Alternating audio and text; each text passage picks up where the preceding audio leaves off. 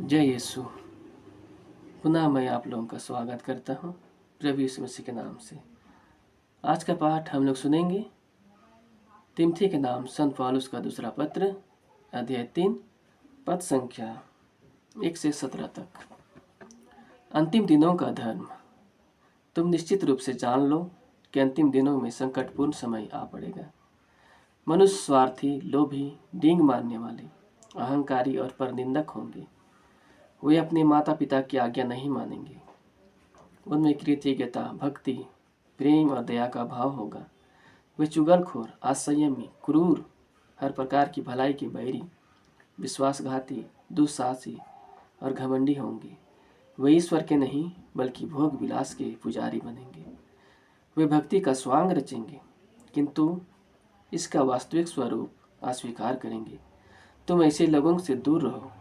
ये लोग घरों में छिपे छिपे घुसते हैं और उन मूर्ख स्त्रियों को अपने जाल में फंसाते हैं जो अपने पापों के भार से दबकर नाना प्रकार की वासनाओं से संचालित हैं, जो सदा सीखना चाहती हैं किंतु सच्चाई के ज्ञान तक पहुंचने में असमर्थ हैं।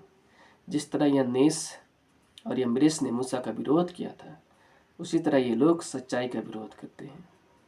इनकी बुद्धि भ्रष्ट हो गई है और इनका विश्वास कच्चा है, किंतु इन्हें सफलता नहीं मिलेगी, क्योंकि मूसा के विरोधियों की तरह इनकी मूर्खता भी सबों पर प्रकट हो जाएगी। तुम मेरी शिक्षा, आचरण, उद्देश्य, विश्वास, सहनशीलता, प्रेम और धैर्य से अच्छी तरह परिचित हो। तुम जानते हो कि अंताख्या, इकोनियम और लुस्त्रा में मुझ पर क्या क्या अत्याचार हुए और मुझे कितना सताया गया। मैंने कितने अत्याचार सहे, किंतु ईश्वर सब में मेरी रक्षा करता रहा है। वास्तव में जो लोग मसीह के शिष्य बनकर भक्तिपूर्वक जीवन बिताना चाहेंगे, उन सबों को अत्याचार सहना ही पड़ेगा, किंतु पापी और धूर्त लोग दूसरों को और अपने को धोखा देते हुए बदतर होते जाएंगे। तुम्हें जो शिक्षा मिली है और तुमने जिसमें विश्वास किया है, उस पर आचरण करते रहो।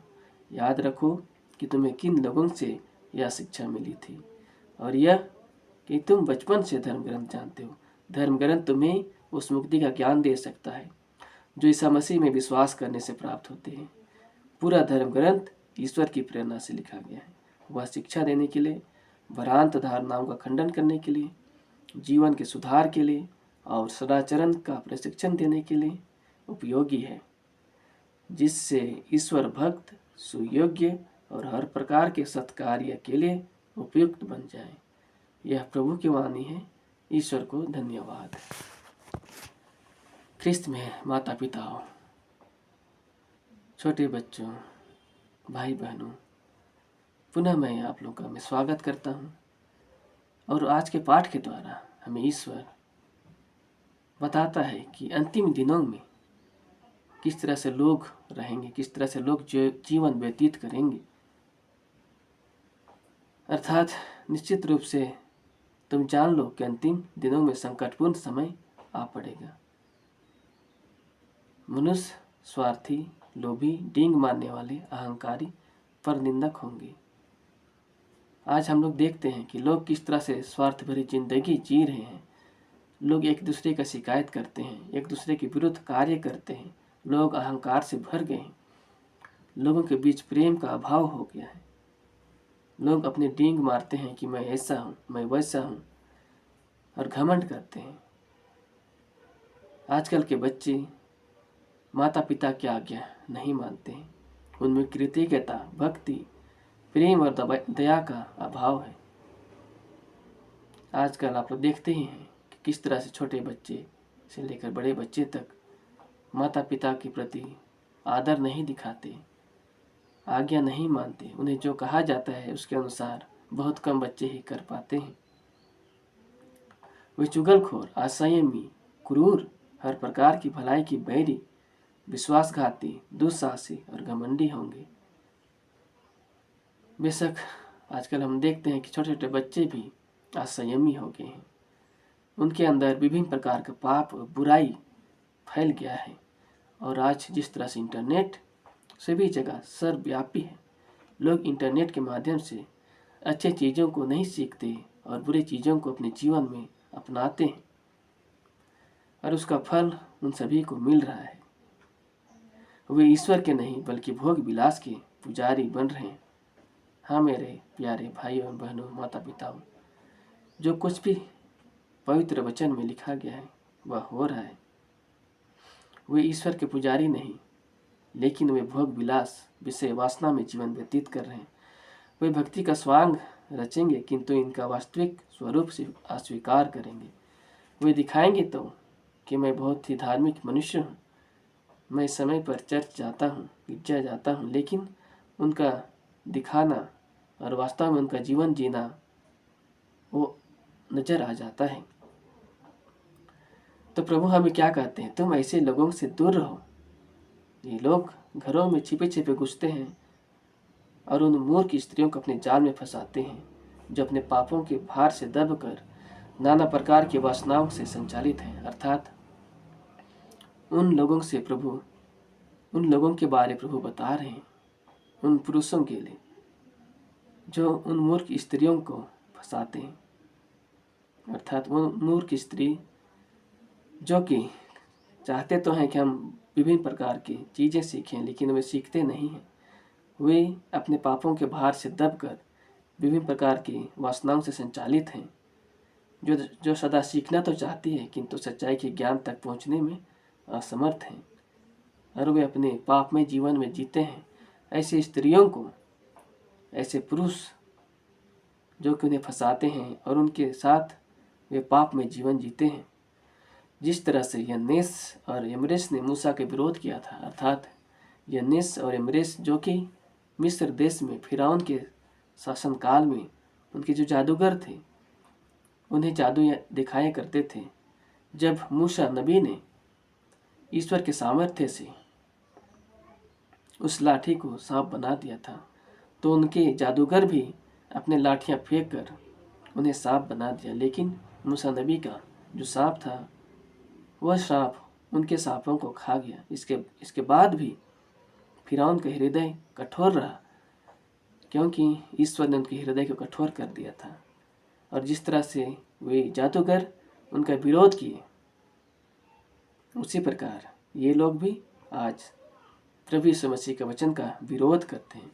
किंतु प्रभु कहते हैं कि उन्हें सफलता नहीं मिलेगी, क्योंकि जिस तरह से मूसा के विरोधियों की तरह इनकी मूर्खता भी सबों के सामने प्रकट हो जाएगी। प्रभु हमें कहते हैं, तुम मेरी शिक्षा, आचरण, उद्देश्य, विश्वास, सहनशीलता, प्रेम और धैर्य से अच्छी तरह परिचित हो। और वे संत पौलुस कहते हैं कि किस तरह उन्हें अंताकिया, इकोनियम और लुस्त्रा में अत्याचार हुआ था, लेकिन सब में प्रभु ईश्वर उनकी रक्षा करता है। तो संत पौलुस पत्र के माध्यम से कहते हैं कि वास्तव में जो लोग मसीह के शिष्य बनकर भक्तिपूर्वक जीवन बिताना चाहेंगे, उन सबों को अत्याचार सहना ही पड़ेगा। किंतु जो पापी लोग हैं, जो धूर्त लोग हैं, जो दूसरों को धोखा देते हुए, खुद को भी धोखा देते हुए उनका जीवन बदतर या गिर जाएगा, उनका जीवन बेकार होते जाएगा। इसलिए प्रभु हमें सतर्क करते हैं, हमें हिदायत देते हैं कि प्रभु कहते हैं, तुम्हें जो शिक्षा मिली है और तुमने जिसमें विश्वास किया है, अर्थात उस परमेश्वर पर जो सच्चे खुदावन पर विश्वास किया है, उस पर आचरण करते रहो। याद रखो कि तुम्हें किन लोगों से यह शिक्षा मिली है। और प्रभु यह भी कहते हैं यह कि तुम बचपन से धर्म ग्रंथ जानते हो। हाँ मेरे प्यारे भाइयों बहनों, माता पिताओं, हम सभी जो मसीही हैं, हम बचपन से धर्म ग्रंथ जानते हैं। तो प्रभु हमसे और अधिक सवाल करेंगे और हमसे आशा करते हैं कि हम प्रभु की योग्य जीवन बिताएं। धर्म ग्रंथ तुम्हें उस मुक्ति का ज्ञान दे सकता है जो ईसा मसीह में विश्वास करने से प्राप्त होती है। पूरा धर्म ग्रंथ ईश्वर की प्रेरणा से लिखा गया है। वह शिक्षा देने के लिए, भ्रांत धारणाओं का खंडन करने के लिए, जीवन के सुधार के लिए और सदाचरण का प्रशिक्षण देने के लिए उपयोगी है। जो भी धर्म ग्रंथ लिखा गया है वो किसी मनुष्य ने अपने विचार से नहीं लिखा, लेकिन पवित्र आत्मा की कृपा से, पवित्र आत्मा की प्रेरणा से वह सभी बातों को लिखा है। इसलिए कोई इस बातों को झुठला नहीं सकता। यह बातें हमारे जीवन का सुधार के लिए, हमारे जीवन का सदाचरण के लिए प्रशिक्षण देने के लिए उपयोगी है, जिससे ईश्वर भक्त सुयोग्य हर प्रकार के सत् कार्य करते रहें और उसके लिए उपयुक्त बन जाएं। अर्थात हम इन वचनों को अपने जीवन में लागू करके प्रभु के योग्य हम बन सकते हैं और प्रभु की इच्छा को पूरी कर सकते हैं। तो आइए भाइयों एवं बहनों, प्रस्तुत पाठ के द्वारा प्रभु हमें अंतिम दिनों के अधर्म और अंतिम दिनों के मनुष्यों के हाव भाव स्वभाव के बारे में जो बातें बताई हैं, उन बातों को हम सुने और उन बातों के अनुसार हम अपने जीवन को सुधार करें कि प्रभु हमें अपने मार्ग पर ले चले। तो आइए हम प्रार्थना करें। हे सर्वशक्तिमान परमेश्वर, पुनः आज के दिन के लिए प्रभु मैं धन्यवाद देता हूँ पिता कि आपने प्रभु हमें नया जीवन दिया, पुनः नया जीवन दिया पिता। इस पाप में जीवन से, पाप में दुनिया में भी प्रभु हमें सुरक्षित रखा पिता, हमें रात भर संभाला प्रभु, अपने पवित्र हाथों में, अपने हथेली में सुरक्षित रखा प्रभु। इस महान कृपा के लिए हम धन्यवाद करते हैं। विशेष रूप से अपने परिवार के हर एक सदस्यों के लिए प्रभु हम धन्यवाद करते हैं कि प्रभु हम सभी एक साथ मिलकर प्रभु हम आपकी स्तुति आराधना कर सक रहे पिता। इस दया के लिए, इस कृपा के लिए धन्यवाद करते हैं मेरे परमेश्वर। धन्यवाद धन्यवाद धन्यवाद सृष्टिकर्ता परमेश्वर, धन्यवाद। Hallelujah hallelujah. स्तुति स्तुति स्तुति, आराधना आराधना तेरी महिमा होवे मेरे परमेश्वर, तेरी गुणगान हुए मेरे परमेश्वर। सब चीज़ों के लिए प्रभु, हर एक बुद्धि ज्ञान के लिए, शरीर के हर एक अंग के लिए प्रभु धन्यवाद धन्यवाद। प्रभु तेरी स्तुति हो, प्रभु तेरी महिमा हो, तेरी ही आराधना हो। विशेष रूप से प्रभु इस वक्त पिता जितने भी लोग प्रभु इन वचनों को सुन रहे हैं पिता, उन सभी पर अपनी दया दृष्टि बरसा। जिस तरह से प्रभु आपने अंतिम समय के बारे में प्रभु बताया मेरे खुदावन कि किस तरह से लोग अपने माता पिता की आज्ञा नहीं मानेंगे, भोग विलास में जीवन व्यतीत करेंगे, लोग घमंडी हो जाएंगे, एक दूसरे के प्रति चुगली करेंगे। हे मेरे परमेश्वर, आज समस्त संसार पिता एक दूसरे के प्रति ईर्ष्या द्वेष और लड़ाई झगड़ा से भर गया है मेरे परमेश्वर। पूरे विश्व में अशांति है मेरे खुदावन। मैं पूरे विश्व के शांति के लिए प्रभु मैं प्रार्थना करता हूँ मेरे ईश्वर। जिस तरह से प्रभु आपने प्रेम दया क्षमा का जो शिक्षा समस्त मानव जाति के लिए दिया मेरे खुदावन, हर एक देश के हर एक अगुवाओं को प्रभु मैं समर्पित करता हूँ कि हर एक देश के हर एक अगुवा प्रभु आपके वचन को जाने पिता, आपके वचन को सुने पिता, और आपके प्रेम दया और क्षमा को प्रभु समझने पाए। पूरे विश्व में जहाँ कहीं भी अशांति है, लड़ाई है, झगड़ा है, प्रभु आपकी कृपा बरसा मेरे खुदावन। हर एक घटनाएं प्रभु आपकी इच्छा के द्वारा ही पूरी हुए मेरे परमेश्वर। हर एक मनुष्य जाति पिता एक दूसरे के प्रति प्रेम भाव रखने पाए, एक दूसरे के प्रति क्षमा भाव रखने पाए, एक दूसरे के प्रति दया भाव रखने पाए मेरे परमेश्वर। इस वक्त प्रभु जितने भी लोग इस प्रार्थना को सुन रहे पिता, उनके परिवारों पर आपके आशीष और कृपा दे। जो भी भाई बहन, छोटे बच्चे, जो भी प्रभु पाप में जीवन जीते हैं पिता, उन सभी बच्चों के, भाई बहनों के, बेटे बेटियों के मन और आत्मा को स्पर्श कर मेरे खुदावन, कि उनका मन इसी वक्त प्रभु आपकी ओर मुड़ जाए मेरे खुदावन। अपने पवित्र आत्मा से उन्हें स्पर्श कर, अपनी लहू से उन्हें शुद्ध कर, पवित्र कर, ताकि उनका मन परिवर्तन होए और प्रभु भी आपके मार्ग पर लौट जाए।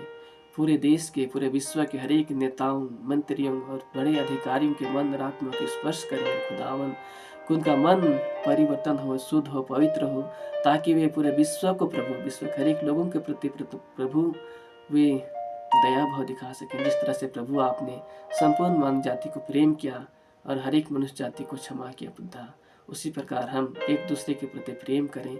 जिस तरह से प्रभु आपने कहा है प्रभु, जो दो नियम आपने बताया है, अपने ईश्वर को सच्चे हृदय, सच्चे मन, सच्ची बुद्धि, सब सारी आत्मा से प्यार करो और अपने पड़ोसी को अपने समान प्यार करो। प्रभु इन दो नियमों को प्रभु, इन्हीं दो नियमों में प्रभु आपका सार है। प्रभु आपका वचन, आपका दिया हुआ प्रेम, इन्हीं दो वचनों पर, दो नियमों पर टिका हुआ पिता। इन वचनों को प्रभु लोग जानने पाए और इन वचनों के अनुसार प्रभु प्रत्येक नागरिक, पूरे विश्व के लोग प्रभु एक दूसरे को प्रेम करने पाए। प्रभु आपके आशीष और कृपा पूरे विश्व के हर एक लोगों को बरसा। यह प्रार्थना मैं प्रभु यीशु मसीह के नाम से मैं करता हूँ, आमीन। प्रभु यीशु मसीह आप लोगों को आशीर्वाद दे और आपके घर परिवार में प्रभु के आशीष और कृपा बना रहे। प्रभु यीशु मसीह के नाम से पुनः आप लोगों को धन्यवाद। जय यीशु। पिता और पुत्र पवित्र आत्मा के नाम पर, आमीन।